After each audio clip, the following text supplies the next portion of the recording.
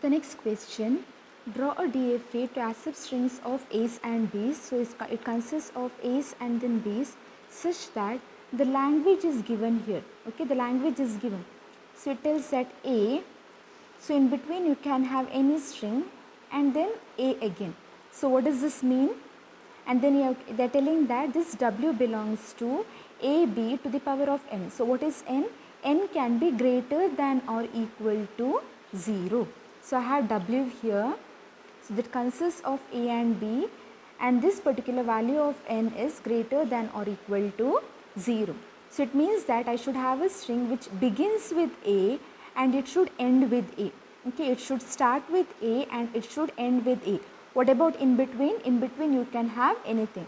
Since the value of n is greater than or equal to 0, so if it is 0, it means that you need not have anything here. Okay, you need not have anything. So what is the base condition? So the base condition is starting with A and then ending with A. Starting with A and ending with A. Okay, so this becomes the base condition.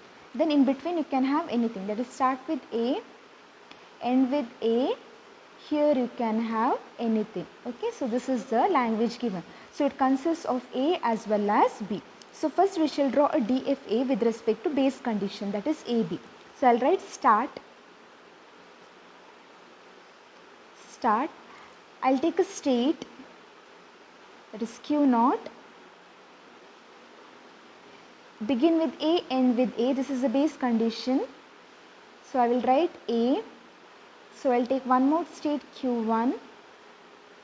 I will read one more A. I'll go to state Q2. So base condition is done. So this becomes the accepting state. So I will make this as a final state.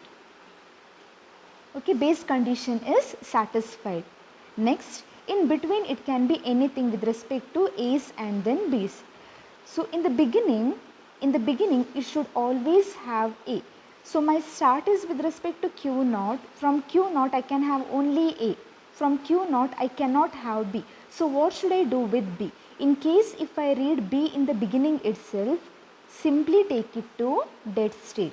So in the beginning if you read B, simply take it to dead state. So I'll take the next state as Q3. So this becomes the dead state. I need A and B. So I will write here A and then B. So from Q naught A and B is done. Next from Q1 A is done. I have to consider B. So where should I take this B? So in between I can have any number of B's. Okay, in between I can have any number of B's. So I will simply loop B here. Okay, so from Q1 A and B is done. Next I will consider Q2. So from Q2 I have to consider A. From Q2 I should consider B. So at the end it should be A itself. So I can have A, I can have 5 A's in between, and then I can end with A. Okay, I can have A,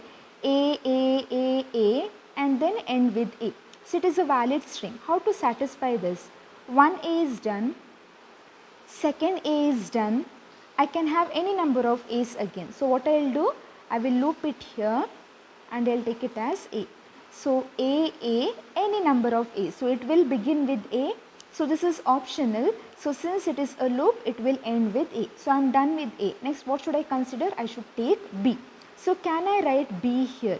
A comma B. So if I write A comma B here, what happens? There is a possibility where this particular DFA accepts the string that ends with B.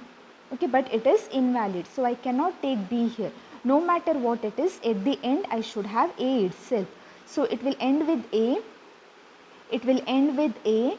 So what I will do? I will simply take B here.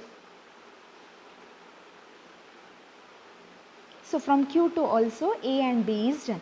So I can have any combination here, like I can have A, B, and then it can end with A. So I can have A, B, and then I can end it with A. So if I take A, B, ulta combination, then it will be A, then B, A, so it can be anything. So since it starts with A, anything other than A will go to dead state. So this is the DFA. The next problem, draw a DFA to accept strings zeros, ones and twos beginning with 0, ending with 2. In between you should have odd number of ones. Okay, in between you should have odd number of ones. So this is similar to previous problems itself. So what is the only difference? So far you have studied one string, this thing alphabet 1 or 2. So here you have 3. Okay, there is no much difference. So instead of 2 you have to take it 3. That's it. So here I have zeros, ones and then twos. Okay, my alphabet consists of zeros, ones and then twos. Now what is the condition given? The condition is it should begin with 0. Okay, so my string, it should always begin with 0. What next? It should end with 2. Okay, it should end with 2. And then what about in between? In between you should have odd number of ones. In between you should have odd number of ones. Odd number of ones in the sense, basic condition is I can have a single one. Okay, number of ones are 1 here. So odd number of 1, this becomes the base condition. Okay, so what are the different possibility? So it should start with 0, it should end with 2. Next odd number is after 1 I have 3. So I should have 3 ones. Okay, next it should start with 0, it should end with 2. Next is 1, 2, 3, 4, 5. I can have 5 ones. Likewise, in between I can have any number of ones. Rest all the cases are ignored. So this is the base condition. So we shall draw one DFA for this particular base condition. So I'll take start. Okay, I'll take start. So I'll go to state Q0.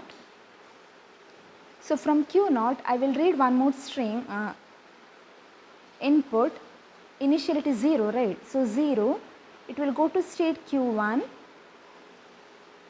So next base condition I have 1. So I will read 1, it goes to Q2. Next 2, I will read 2, it goes to Q3. So this is a base condition 0, 1, 2. So this becomes the accepting state. So this is the final state. Okay, so I am done with this. So you can see next conditions. It should start with 0. Okay, it should end with 2. So this and this will not change. So it should start with 0, it should end with 2. In between I can have odd number of ones. Okay, I should have odd number of ones. So from Q0, since it starts with 0, what about 1 and 2? Since it begins with 0, 1 and 2, if you read here, it should go to dead state. Okay, so I'll take a dead state. I'll take it as Q4. So it should always begin with 0. So if it reads either 1 or 2, it should go to dead state. So input string consists of zeros, ones and twos. So from dead state here,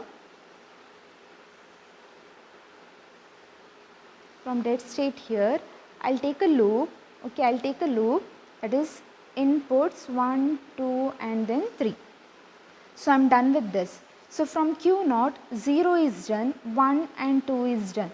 So from Q1, 1 is done. Next I have 0 and then 2. Okay, next I have 0 and 2. So in between you can have only ones. I can neither have zeros, I can neither have twos. So what happens? So from Q1, 1 is considered. So from Q1, 0 and 2 will go to dead state. Okay, 0 and 2 will go to dead state.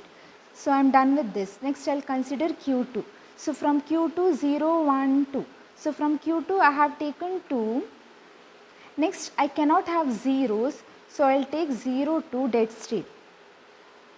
So from Q2, 2 is done, 0 is done. What about 1?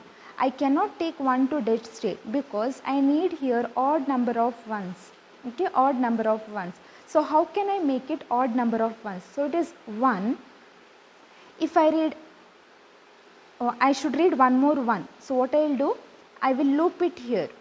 Okay, so I will loop it here. So if I loop it here, what happens? It is 0 or more occurrences, right? So I can have 1 once, I can have 2 once, 3 once, 4 once, so on. Because loop it can run any number of times. So I can have even number of ones also, which will violate the condition. So I cannot take a loop here. So what I will do, I will get it back to Q1.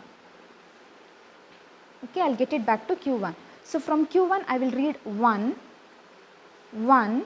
If I want to reach to final state, I should follow this path again. Okay, if I want to reach here, I should follow this path again. So I will read 1, 1, 1. So 3 ones are done. Once again, if I want to read ones, once again 1, 1, 5 ones, 1, 1, 7 ones. So it will run for odd number of times. So from Q2, 0 is done, 1 is done, 2 is done. Now with respect to Q3, okay, with respect to Q3 I have to consider.